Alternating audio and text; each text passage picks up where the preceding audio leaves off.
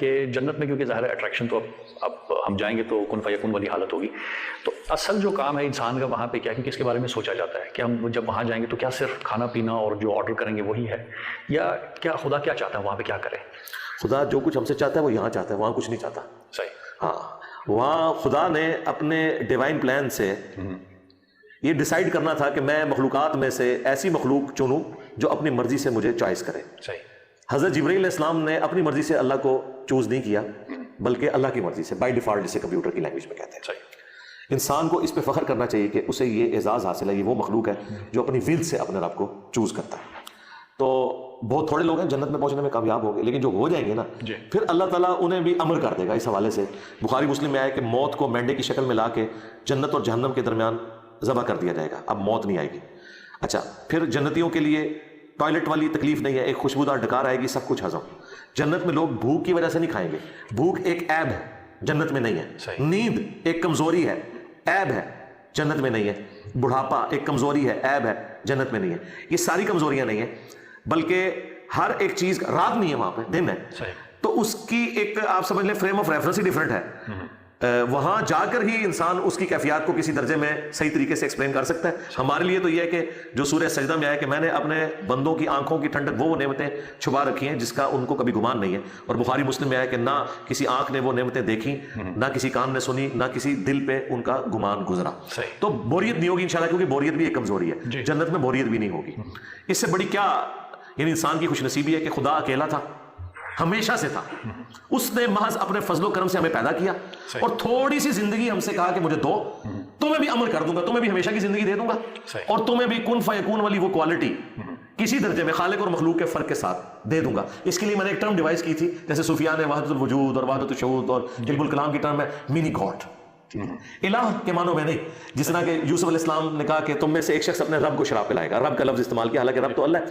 تو یہ اس اعتبار سے کہ ایک کوالٹی تو اللہ کے ساتھ کوئی شیئر نہیں کر سکتا، اور وہ ہے ہمیشہ سے ہونا. باقی جو اللہ کی یہ دو کوالٹیز ہیں، یہ اللہ کا کرم ہے کہ اس نے اپنے بندوں کو اپنے ساتھ شامل کر لیا ہے. کون سی کوالٹی کہ موت کا نہ آنا، اگرچہ ہماری زندگی مستعار ہے اس سے، لیکن موت نہیں ہے، تو یہ بہت بڑی بات ہے. دوسرا، ہماری مرضی چلنا. ٹھیک ہے، یہ اللہ تعالیٰ کی کوالٹی تھی، یہ اللہ تعالیٰ انسان کو کسی درجے میں دے گا تو انشاءاللہ کوئی بوریت نہیں ہوگی. اللہ تعالیٰ کی نہ کوئی بیوی نہ کوئی بچے، اس کے باوجود اللہ بھی تو بور نہیں ہو رہا نا. بوریت تو کمزوری ہے، اللہ کی طرف منسوخ نہیں کر سکتے. تو انشاءاللہ جنت میں ہم بھی بور نہیں ہوں گے انشاءاللہ. بہت بہت شکریہ. اچھا علی بھائی یہ بتائیے گا کہ معراج کا جب ذکر ہوتا ہے، ظاہر اب ہم نے معراج کے سلسلے کو شروع کیا، سفر کیسے شروع ہوا، کہاں پہ، اور جو سلسلے دکھائے گئے. جب نبی کریم صلی اللہ علیہ وسلم واپس تشریف لائے تو یہ ایک چیلنج تھا ظاہر ہے. اب اس کی خبر صرف آپ کو ہی تھی اور کسی کو نہیں تھی، تو یہ کس طرح سے بات پھیلی، اور پھر مشرکین کا جس طرح سے اس کے اوپر ریاکشن دکھانا، تو اس حوالے سے اگر تاریخی حوالے سے ہمیں دیکھیں. ریاکشن جو ہے وہ تو آیا یقیناً، ایک ایکسٹراڈنری واقعہ، ابھی بھی ریاکشن آئے گا. آج کے اس دور میں بھی آسمانوں کی سیر تو کوئی سوچ بھی نہیں سکتا. تو ظاہر ایک معجزہ تھا، اور انہوں نے جس طرح باقی چیزوں کا مذاق اڑایا، اس کا بھی اڑایا. اور وہ ہمیں المعجم الکبیر طبرانی میں تفصیل کے ساتھ ملتا ہے. دلائل النبوہ میں حضرت ابوبکر صدیق رضی اللہ تعالیٰ عنہ کو باقاعدہ ٹونٹ کیا کافروں نے کہ بتاؤ اگر کوئی شخص یہ دعویٰ کرے کہ راتوں رات وہ بیت المقدس گیا ہے، پھر آسمانوں پہ گیا ہے، ان کا یہ تو پاسبل نہیں ہے. تو ان کا تمہارا صاحب یہی کہہ رہا ہے. تو ان کا اگر رسول اللہ کہہ رہے ہیں نا، تو اس سے بڑی چیزیں میں نے مان لی ہوئی ہیں، تو وہ سچ کہہ رہے ہیں، اور اسی بنیاد پہ آپ کا صدیق لقب ٹھہرا. اچھا، اب اس سے اگلا ورژن بھی آیا جو بخاری مسلم میں ہے کہ پھر کافروں نے کہا اچھا اگر آپ واقعی گئے ہیں نا تو ہم آپ سے کچھ کوشچنس کریں گے، آپ ریبٹل کریں ان کو.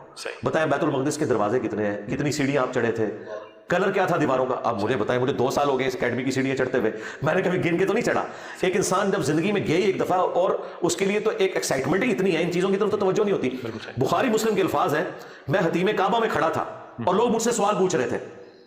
میں اتنا پریشان ہوا کہ اعلان نبوت کے بعد پہلی دفعہ میں اتنا پریشان ہوا تھا کہ مجھے ان کی باتوں کے جواب نہیں آ رہے تھے کہ میں نے اب کیا جواب دینا ہے. تو اللہ تعالیٰ نے اسی لمحے بیت المقدس کو اٹھا کے میری نگاہوں کے سامنے کر دیا. حتیم کعبہ میں حضور کھڑے میں، اور بخاری مسلم کے الفاظ ہیں، میں بیت المقدس کو اپنے سامنے دیکھ رہا تھا. وہ جو مجھ سے پوچھتے تھے نا، بتاؤ کہ فلاں دروازہ کس جگہ پہ ہے، تو میں دیکھ کے بتا دیتا تھا. تو وہ سارے کے سارے پھر خاموش ہو گئے. یہ نبی الاسلام کے ساتھ ایک معجزانہ معاملہ اللہ تعالیٰ نے کیا، اور یہ آپ علیہ السلام کو اللہ تعالیٰ نے ایک کوالٹی عطا فرمائی تھی. قافلہ بھی تو ایک آیا تھا نا. جی، قافلے والا بھی واقعہ رپورٹ ہوا ہے، اور بھی کافی سارے واقعات رپورٹ ہوئے ہیں، لیکن وہ چونکہ تاریخی روایتیں ہیں ان میں کمزوریاں بھی موجود ہوتی ہیں. میں چونکہ کوشش کرتا ہوں کہ جو احادیث کی کتابوں میں جتنی چیزیں رپورٹ ہوئی ہیں نا ان کے اوپر ایمفسائز کروں. اچھا، اب یہ جو سلسلہ ہے معراج کا، یہ قبل از بعثت، کیونکہ ظاہر مدینہ شریف دکھایا گیا کہ آپ کا مسکن یہ ہوگا، تو خود معراج کے حوالے سے اس کے بعد جو رپورٹ ہوئی ہیں کہ کب کب ہوئی، اس کے کچھ تاریخی ہمارے پاس موجود ہیں دلائل یا نہیں؟ بس اسی حد تک علماء نے بیان کیا کہ کچھ اور معراج بھی ہوئے ہیں. جی اور جو معراج ہے وہ خواب میں تو مختلف مواقع کے اوپر نبی علیہ السلام کو مناظر نہیں، اس طرح نہیں، یہ معراج ایک ہی ہے جی. ہاں جی، اسی لیے آپ دیکھیں اس کے علیحدہ سے چیپٹرز بنے ہوئے ہیں بخاری مسلم میں. معراج کا واقعہ اس کے اوپر باقاعدہ ایک پورا باب ہے، اس میں تفصیلی حدیث موجود ہے. اسی طریقے سے مسلم شریف میں وہ اسی ایک معراج کی طرف ہی اسے